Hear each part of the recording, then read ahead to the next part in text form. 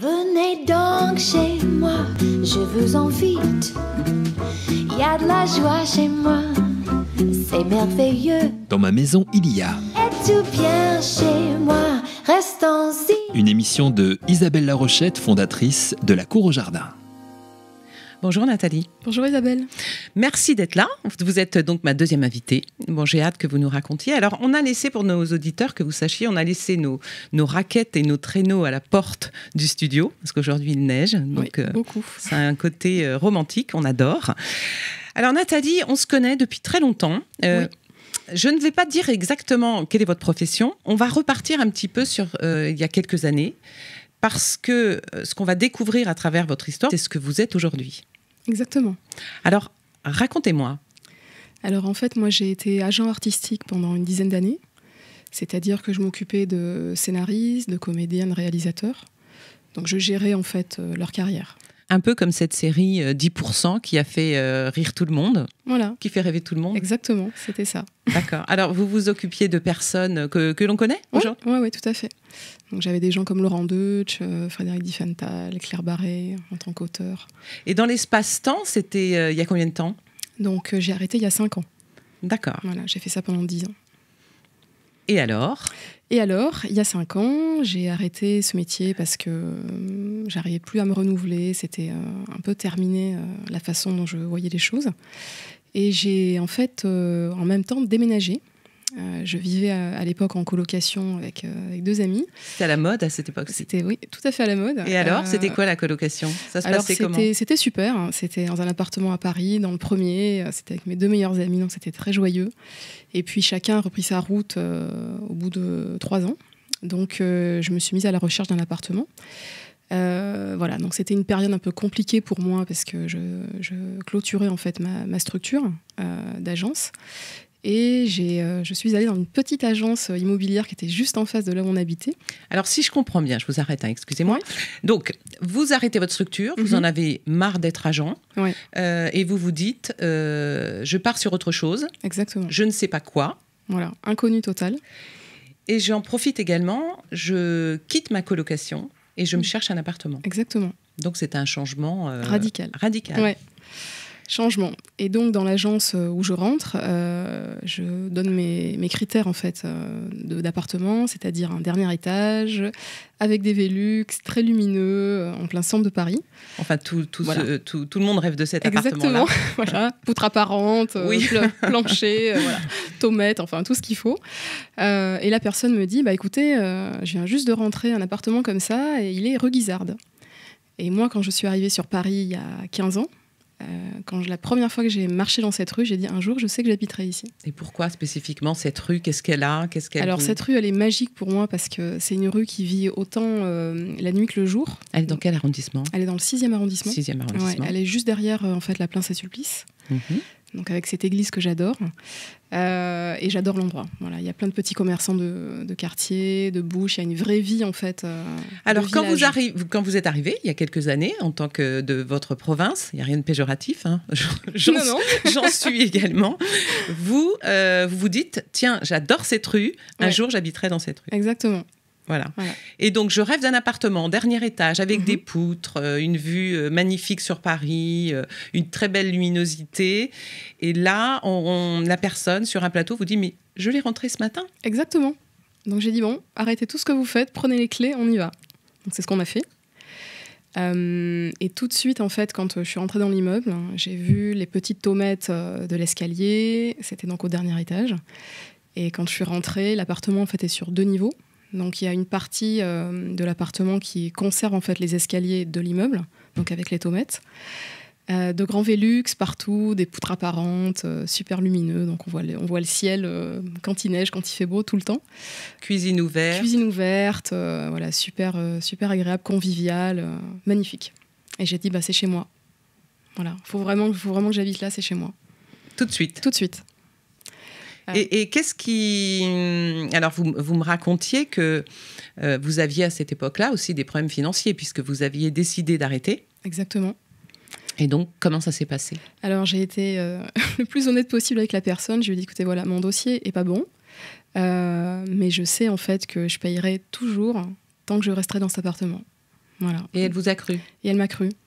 Et donc, elle m'a sur votre bonne mine. Sur ma bonne... Exactement, sur ma bonne mine. Parce que là, elle aurait eu du choix au niveau des candidats. C'est sûr, c'est sûr. Donc, mais elle a fait visiter. En fait, il n'y a que vous qui l'avez visité. Il n'y a que moi qui l'ai visité. D'accord. Ouais. Et donc, le lendemain, elle m'a appelée en me disant, écoutez, vous avez le meilleur dossier, j'ai vu ça avec le propriétaire, et c'est vous qui avez l'appartement. Très bien. Voilà. Et c'est là que tout va commencer. Exactement. L'histoire de Nathalie Calvé. Voilà. Exactement. Donc, j'ai emménagé dans cet appartement. J'étais aux anges, ravie.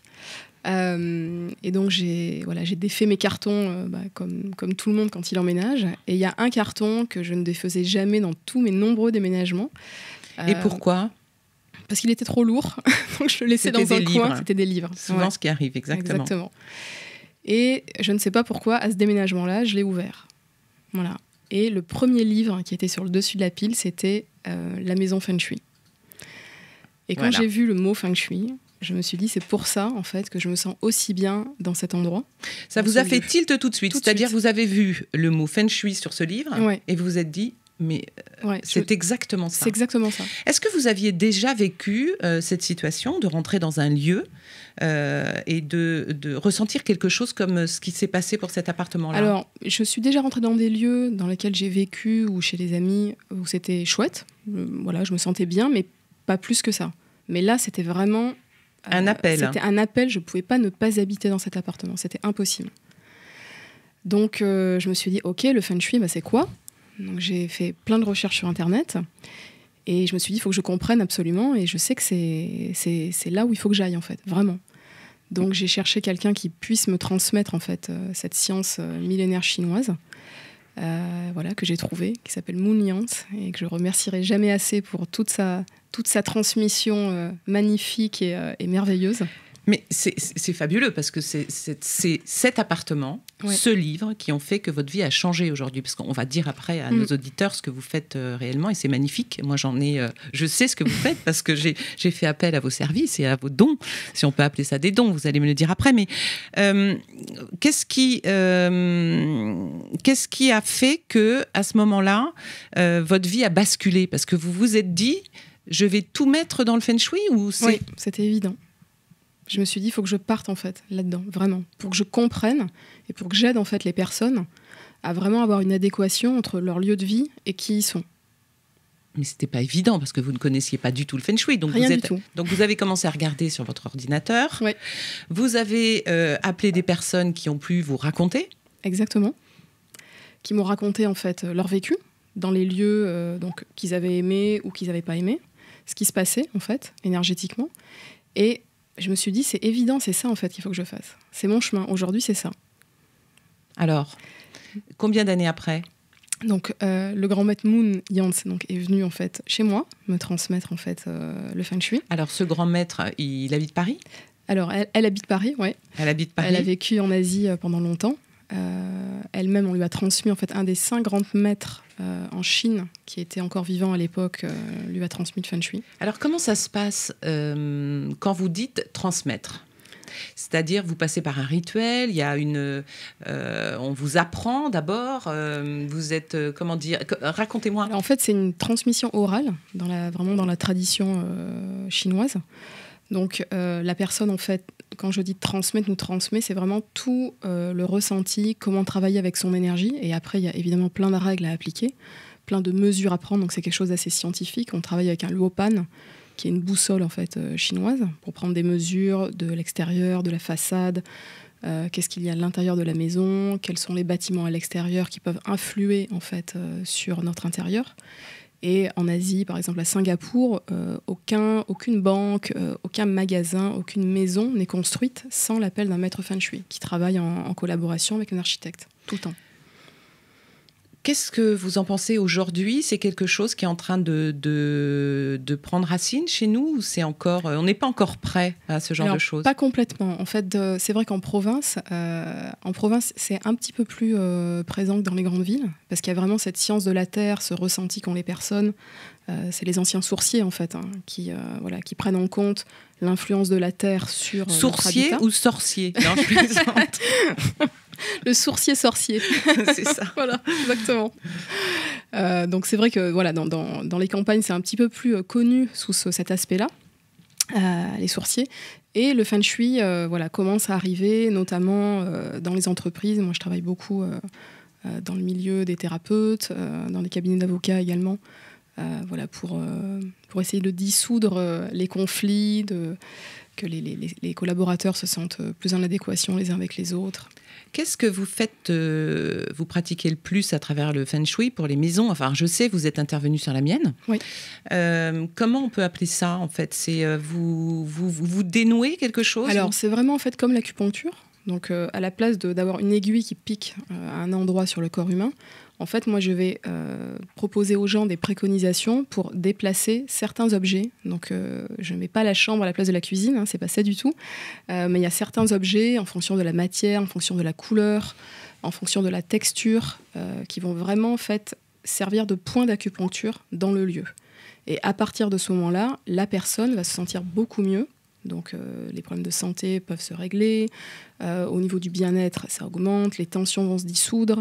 Les tensions physiques et relationnelles, et également je travaille beaucoup aussi dans les bureaux. Ouais. Voilà. Très bien. Donc, on dit combien d'années après? Donc, vous êtes aujourd'hui, Nathalie, comment on vous nomme? Vous êtes Alors, je suis expert feng shui. Expert feng shui. Ouais, donc, grand maître feng shui ou expert feng shui? Expert feng shui. Voilà, mais je sais que vous avez plein d'activités à côté. Vous pouvez nous en parler un tout petit peu? En fait, moi, je travaille dans les maisons et également avec les gens. Donc, en bioénergie, avec les cristaux, avec les sons, les fleurs de bac et les huiles essentielles, pour vraiment harmoniser au mieux la personne et son lieu.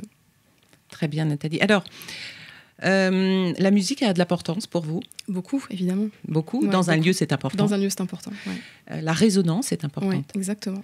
Je vous ai demandé de choisir un morceau musical qui avait attrait, effectivement, à votre maison. Et vous avez choisi un morceau de Bob Marley. Oui, exactement. Et pourquoi? Alors, parce que je trouve que le reggae est une musique de l'amour, pacifique, et qu'on a bien besoin de ça en ce moment, et toujours. Et que dans la maison, c'est toujours très très important. Merci de nous avoir raconté votre histoire. Merci à On vous, pourra Isabelle. retrouver vos coordonnées sur delacouroaujardin.com. Et je demande à mes auditeurs si vous avez vous également des histoires improbables à me raconter. Faites comme Nathalie et on vous ouvrira le micro. Voilà, bonne journée à tous. That was some time ago.